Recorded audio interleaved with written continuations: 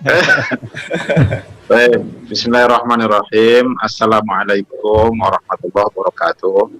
Waalaikumsalam warahmatullahi wabarakatuh. Alhamdulillahirabbil alamin.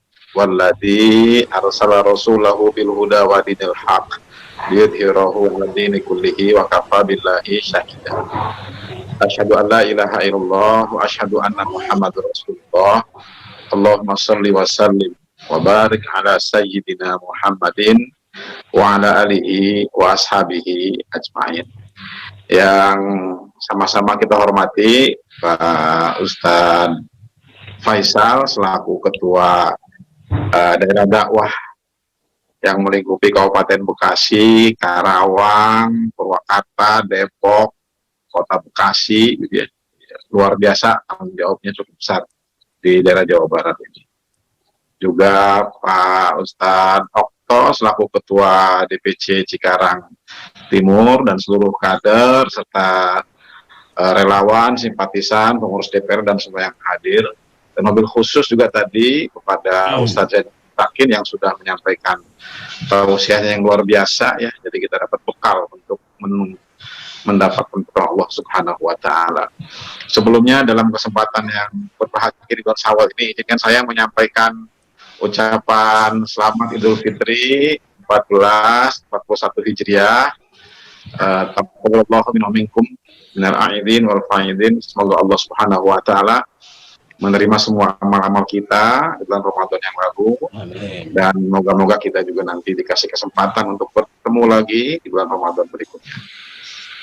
Saya mungkin tidak banyak ya yang ingin sampaikan, ada dua hal saja. Pertama adalah melanjutkan atau meneruskan informasi yang menjadi penting disampaikan di forum struktur ini dari DPP ya. Presiden PKS Pak Sohibul Iman sudah menyampaikan pertama tentang masalah masa struktur. Jadi arahan dari beliau sebagai informasi kita semua bahwa PKS pengurus sekarang ini itu kalau dihitung masa jabatan untuk Kabupaten Bekasi itu seharusnya akan berakhir di bulan Agustus karena musda tahun 2015 itu di bulan Agustus. Nah, namun dikarenakan masa pandemik seperti ini dan juga ada kalkulasi-kalkulasi di tingkat DPP terkait dengan pilkada, terkait dengan undang-undang RUU yang sedemikian berdampak kepada kita, maka seluruh kepengurusan di level kabupaten kota, termasuk provinsi, itu diperpanjang sampai dengan Desember 2020. Ya. Mudah-mudahan nggak diperpanjang lagi gitu ya. Lumayan. Jadi sampai 2020 sehingga struktur juga yang ada di bawahnya juga mesti mengikuti kegiatan. Kemudian yang kedua yang terkait dengan kaitan struktur juga adalah bahwa tadi Pak Ustadz Okto sudah menyampaikan kok sepertinya nggak ada kegiatan gitu ya. Nah sebetulnya memang dari DPD sesuai arahan dari DPW Rakor DPW kegiatan kita itu fokus untuk sampai akhir masa jabatan Desember 2020 itu fokus kepada KT-anisasi. Ya, kemudian fokus kepada menjaga kader-kader kita dan juga kita membantu masyarakat serta pemerintah dalam kaitannya menghadapi pandemi COVID-19 ini. Ya, ditambah lagi dengan situasi sekarang ya kita itu punya anggota inti itu 1.200-an. Tapi termasuk kader kita yang di Cikarang Timur ya, Ustadz Kamal, almarhum, dan juga kemarin ada Akhina Wawan itu wafat. Ya. Tidak terkait dengan COVID, tapi karena kondisi sekarang protokolnya protokol seperti itu. Nah, hal ini menjadi perhatian dari seluruh elemen struktur sehingga kita menjadikan dua program itu yaitu adalah KT-anisasi dan juga penanganan COVID itu kita fokus di situ hingga akhir masa jabatan.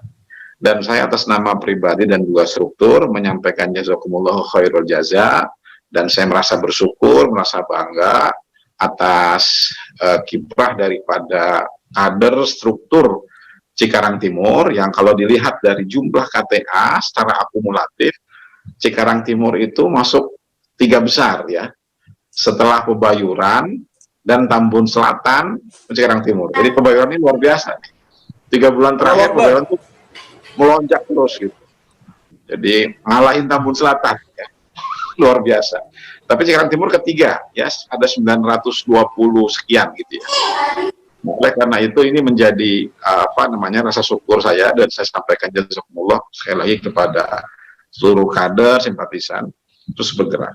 Kenapa kita fokus ke sana? Rahimahumullah, karena ukuran-ukuran yang bisa kita jadikan sebagai basis dalam pengembangan partai ke depan itu adalah bagaimana jumlah yang berhimpun dengan kita. Kalau mereka sudah siap di KTA-nisasi, dia siap pasang badan sebetulnya, membela kita, membersamai kita ya. Kalau ada beberapa sebetulnya di luar itu banyak yang simpati sama kita, tapi mereka mungkin tidak mau di KTA-nisasi karena satu dan lain hal, dan itu tidak ada masalah. Jadi kita membuat basis dukungan dengan jumlah dukungan berdasarkan identifikasi itu. Kalau teori konsep sederhana saya adalah sebetulnya ada 3 kali lipatnya yang mendukung kita, yang mereka tidak mau teridentifikasi secara lebih spesifik ya. Banyak teman-teman saya di organisasi yang saya terlibat di dalamnya, sebagai pimpinannya, mereka itu mendukung, tetapi mereka minta izin, tidak mau secara langsung tercatat sebagai keanggotaan. Nah, oleh karena itu, gerakan-gerakan yang kita lakukan ini dalam rangka mengokohkan soliditas partai. Sebagai gambaran yang berikutnya terkait dengan kondisi perpolitikan, karena saya juga di fraksi PKS sebagai ketua fraksi Kabupaten Bekasi, dibandingkan dengan yang lainnya, PKS ini rahimahullah diakui oleh seluruh yang terinteraksi dengan saya di parlemen, itu adalah partai yang paling solid, yang paling solid. Jadi diakui kesoliditasnya, diakui militansi kadernya, diakui kekuatan strukturnya. Dan inilah yang menjadi salah satu kekuatan utama kita. Kalau dalam konteks strategi politik, manajemen begitu ya, ada SWOT, itu ada kekuatan, ada kelemahan, ada opportunity, peluang, ada ancaman. Maka kekuatan kita yang paling dominan itu adalah soliditas partai. Jadi oleh karenanya inilah yang menjadi concern daripada struktur, dari mulai DPP sampai ke bawah, itu terus menjaga soliditas partai kita. Nah, oleh karena itu untuk mewujudkan soliditas ini di level kepengurusan, dari ketua ya, DPD, DPC, DPRA, ya itu memang harus disiapkan ya, kelegawan dalam hati kita ketika kita insya Allah siap besar, maka akan banyak yang berhimpun dengan kita, dan tentu saja akan banyak dinamika-dinamika terjadi di dalamnya. Dan oleh karena sekali lagi, kalau saya perhatikan pertumbuhan di kader KTA di Cikarang Timur ini sungguh luar biasa. Dan saya kira sekali lagi saya juga menyampaikan pesan dari Ketua Umum Ustaz Muhammad Nuh, ya salam takzim pada antum semua. Mudah-mudahan kita tetap istiqomah dalam dakwah ini, sebagaimana tadi yang disampaikan oleh Ustaz Zainal Mutakin, kita perkokoh soliditas kita, dan insya Allah kita bisa berkiprah lebih luas lagi, karena momentum ini adalah momentum yang paling besar untuk PKS bisa memimpin negeri ini dan juga di daerah kita ini. Terakhir, saya juga mohon keikhlasan daripada ikhwah sekalian untuk mengirimkan suatu Fatihah kepada ikhwah kita, khususnya Ustadz Kamaluddin ya, yang pekan lalu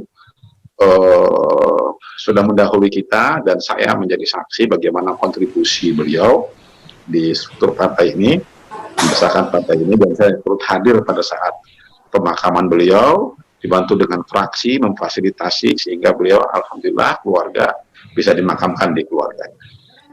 Kita kirim Fatihah ya, bi barakatil Fatihah. Al-Fatihah.